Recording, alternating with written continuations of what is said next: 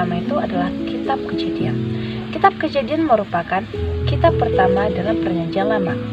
Di dalam kitab ini menceritakan tentang penciptaan, menceritakan tentang perkembangan keluarga Adam, menceritakan tentang sejarah Nabi Nuh, menceritakan tentang keluarga Abraham sampai Ishak, menceritakan tentang Esau, dan menceritakan tentang keluarga Yakub. Tema besar yang terdapat dalam kitab Keluaran yaitu pembebasan dari perbudakan. Dalam pasal pertama, kita diceritakan bagaimana bangsa itu dipersiapkan untuk dibebaskan. Kemudian orang Israel itu dipimpin keluar dari Mesir, dan setelah itu dibentuk suatu bangsa di Sinai. Peristiwa-peristiwa penting yang terdapat dalam kitab Keluaran adalah pernyataan Allah Yahweh mengingatkan diri manusia pasca pertama, pemberian hukum di Gunung Sinai, dan pendirian Kemah Suci. Kitab Imamat mempunyai tema yaitu tentang korban persembahan, di mana korban persembahan itu dibagi menjadi 3. Yang pertama ada korban penghapusan dosa untuk penyucian dan pengampunan kesalahan mereka. Yang kedua ada korban perkara untuk penyerahan dan pengampunan kesalahan mereka. Yang ketiga ada korban keselamatan atau perdamaian untuk pemulihan persekutuan Tuhan. Kitab Bilangan merupakan urutan kitab Taurat keempat di Perjanjian Lama. Kitab ini menceritakan tentang kejadian yang dialami bangsa Yahudi selama 38 tahun di padang pasir. Kitab ini bertema bangsa Israel di padang gurun, campur tangan asing, serta Allah mempersiapkan tanah perjanjian kepada bangsa Israel. Ulangan. Kitab Ulangan adalah kitab yang berisi mengenai amanat perpisahan Musa, di mana di dalamnya mengulas kembali dan memperbarui perjanjian Allah dengan Israel untuk angkatan Israel yang baru. Tema pokok dari kitab Ulangan adalah perjanjian. Tema besar pada kitab Yosua.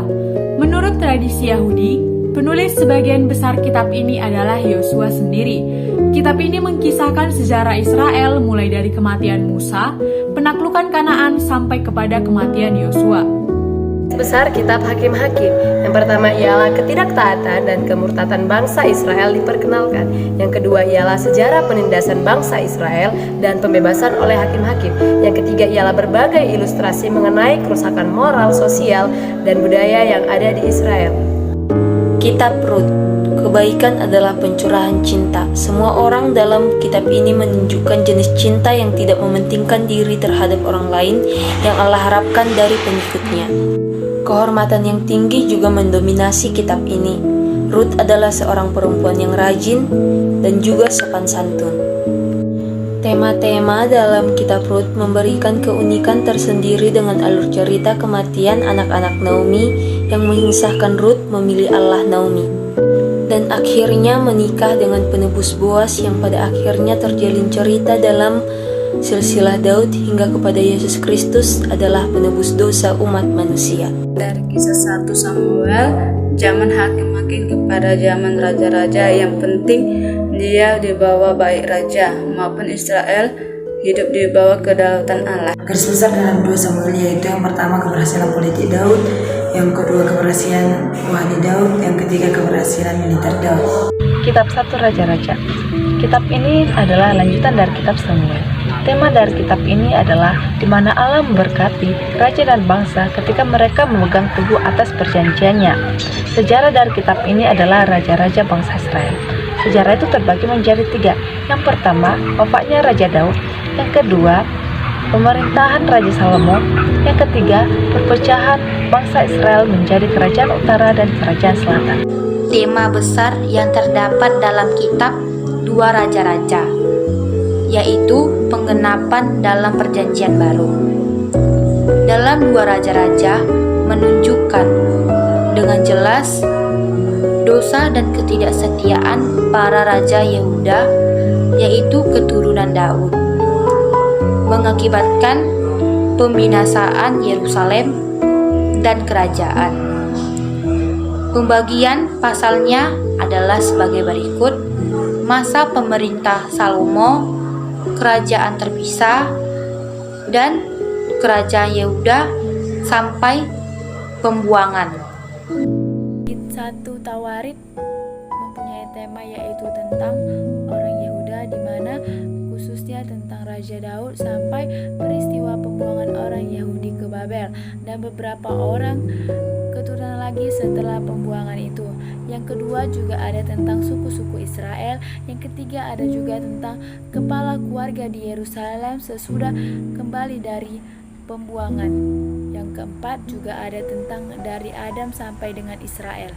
Kitab 2 Tawarik menceritakan tentang kisah umat Allah dengan pemerintahan Raja Salomo, kejadian-kejadian yang menimpa bangsa Yehuda selama 400 tahun lamanya, terjadi perpecahan kerajaan, pembuangan rakyat, serta ibu kota yang dihancurkan. Di akhir kalimat kitab ini menceritakan tentang tujuan masa depan yang penuh harapan dengan yang dipulihkan melalui maklumat Raja Kores. Esra, kembalinya bangsa Yahudi dari penawanan mereka di Babel, pembangunan kembali Bait Suci, dan permulaan reformasi atau perbaikan sosial dan agama. Tema-tema besar dalam kitab Nehemia. Beberapa ajaran pokoknya adalah Tuhan selalu menepati janjinya, belajar dari kesalahan dan dosa masa lalu. Hamba Tuhan yang ingin berhasil harus bersandar pada iman, berdoa, tekun dan bertanggung jawab dalam pekerjaannya. Tema-tema besar kitab Ester. Yang pertama ialah pemeliharaan Allah melalui pengangkatan Ester sebagai ratu. Yang kedua ialah pemeliharaan Allah terhadap orang-orang yang menentang Mordekai dan orang-orang Yahudi. Yang ketiga ialah pemeliharaan Allah dalam membebaskan umatnya. Yang keempat ialah pemeliharaan Allah dalam kenaikan pangkat Mordekai. Kitab Ayub. Kitab Ayub menerangkan tentang keadilan Tuhan dan penderitaan orang saleh. Kitab ini terdiri dari 42 pasal dan diperkirakan berasal dari abad ke-9 sebelum Masehi. Tema sentralnya ialah keadilan Allah dan penderitaan manusia. Tema utama dalam kitab ini adalah percobaan terhadap Ayub, kejadiannya, sifatnya, penanggungannya, dan persoalan yang muncul. Kitab Ayub memiliki struktur yang cukup sederhana, terdiri atas Ayub 1-2 yang menceritakan tentang pendahuluan atau pengantar historis ditulis dalam bentuk prosa. Dari kisah Mazmur dinyanyikan dan syair pujian yang biasanya ditentukan oleh para nabi yang dipakai dalam bait suci Allah di Yerusalem. Garis besar Amsal yang pertama itu hormati orang tuamu dan perhatikan nasihat mereka. Yang kedua, katakan tidak kepada orang kepada semua bujukan orang berdosa. Yang ketiga, tunduklah pada hikmat dan takut akan Tuhan. Yang terakhir yaitu hikmat dan kebebalan diperbandingkan. Kitab Pengkhotbah. Tema dari kitab ini adalah kesia-siaan, di mana sang pengkhotbah mengatakan bahwa segala sesuatu adalah kesia-siaan belaka. Apapun yang dilakukan manusia di hidup ini adalah sia-sia, karena pada akhirnya manusia akan menghadapi kematian. Tema besar yang terdapat dalam kitab Kidung Agung yaitu menunjuk kepada kasih Allah. Kidung Agung tidak memberikan kunci jawaban atas arti yang tersembunyi. Gambaran mengenai cinta mengingatkan kita tentang cinta yang lebih murni dan lebih besar dari cinta manusia. Dengan demikian, tujuan kitab ini menunjukkan kebaikan dan keindahan aspek cinta kasih yang sejati antara pria dan wanita. Kitab Yesaya memiliki tema yaitu tentang penghukuman Allah, di mana berita tentang Yesaya tentang penghukuman Allah tidak dibatasi pada bangsa Israel saja, melainkan juga ditunjukkan kepada bangsa kafir sekelilingnya. Yeremia menceritakan tentang cerita kehidupan seseorang yang dipanggil Tuhan menjadi nabi untuk memberitakan pesan.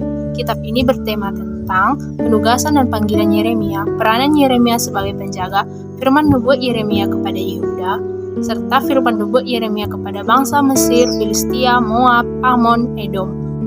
Ratapan berkabung atas kesengsaraan bangsa Yehuda yang telah jatuh ke dalam dosa dan kerusakan bait suci dan kota suci yang memilukan. Tuntutan penghakiman Allah atas dosa Yehuda telah dijatuhkan.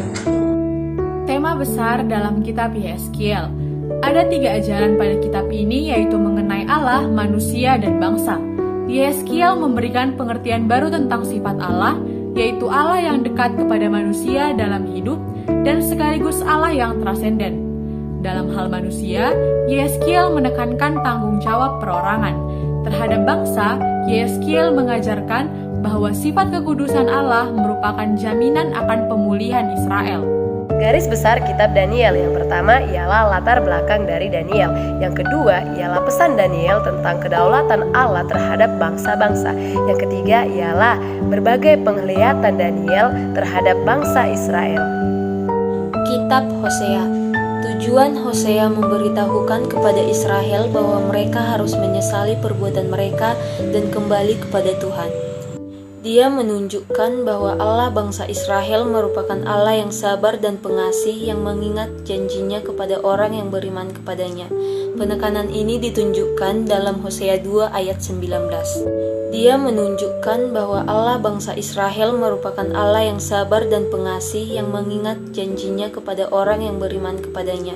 Penekanan ini dalam masa karyanya, ia mengecam pelanggaran keadilan dan penindasan bagi kaum tersingkir, menunjukkan bagaimana Israel melanggar perjanjian dengan Tuhan, dan ia menyerukan agar Israel kembali setia pada perjanjian mereka dengan Tuhan. Kisah Yoel adalah dalam urutan Alkitab di tempat sesuatu nabi, Hosea sebagai nabi kecil, dan 2 menurut urutan ia adalah anak-anak laki Betuel. Garis-garis besar dalam Amos yaitu yang pertama 8 ucapan ilahi mengenai hukuman atas bangsa-bangsa, diantaranya yaitu Damsyik dan lain sebagainya. Yang kedua 3 amanat nubuat bagi Israel. Yang berikutnya itu 5 penglihatan tentang hukuman yang akan datang karena dosa. Kitab Obaja. Secara garis besar, Kitab Obaja menyampaikan pembalasan Allah terhadap bangsa Edom atas apa yang mereka lakukan kepada bangsa Yehuda. Dengan demikian, tema dari kitab ini adalah pembalasan kepada bangsa Edom. Tema seperti ini terdapat juga pada kitab. Tema besar yang terdapat dalam kitab Yunus yaitu penggenapan dalam perjanjian baru.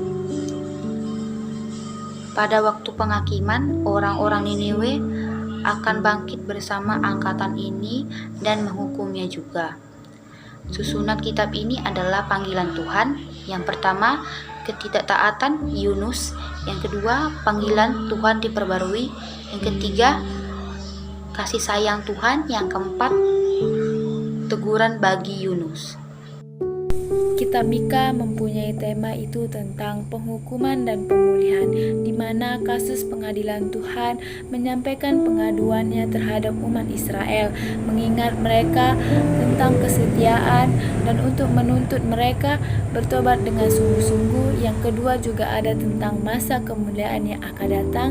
Yang ketiga juga ada tentang hukuman atau Israel dan Yehuda. Kitab Nahum merupakan salah satu kitab 12 nabi-nabi kecil dari Perjanjian Lama. Kitab ini menonjolkan sifat aspek Yahweh, restorasi pemulihan bangsa Israel dan Yehuda dari penyerbuan yang mereka alami, kehancuran kota Niniwe, ibu kota Assyria. Habakuk adalah keadilan. Habakuk berada dalam tradisi nabi-nabi Israel. Beberapa nabi terdahulu yang juga ikut menggemakan mengenai keadilan yaitu Yesaya dan Yeremia. Dalam kitab ini diperlihatkan bahwa sang nabi tidak bisa memahami keadilan Allah. Tema besar pada kitab Zefanya. Kitab Zefanya mempunyai tema tentang penghukuman, pembaharuan, dan nubuat. Tema utama dalam kitab Hagai ialah teguran yang tajam kepada mereka yang lalai untuk membangun bait suci, beserta dengan nasihat serta juga penghiburan bagi mereka yang melakukan pembangunan bait suci. Kitab Zakaria. Kitab Zakaria merupakan salah satu kitab nabi-nabi kecil dalam Alkitab Ibrani dan Perjanjian Lama di Alkitab Kristen. Kitab ini ditulis oleh seorang nabi yang bernama Zakaria yang hidup sejaman dengan seorang nabi lain yang bernama Hagai, sehingga latar belakang ekonomi, politik maupun kehidupan agama antara kedua nabi tersebut tidak jauh berbeda. Beberapa istilah dikenakan kepada Zakaria seperti nabi kerajaan baru dan nabi zaman yang akan datang. Tema kitab Zakaria tertulis di dalam Zakaria 13 ayat 1, menceritakan mengenai ramalan bangsa Yahudi berhenti ketika Allah memukul dan membuka sumber air yang membersihkan dosa. Dan juga dalam Zakaria 14 ayat 1 yang menceritakan mengenai keadaan sulit yang dialami Yerusalem yang diikuti dengan berkat juga penghukuman akan kerajaan Allah. Dari kisah Malaki nabi terakhir dari urutan nabi-nabi kecil dan penulis kitab Maliki.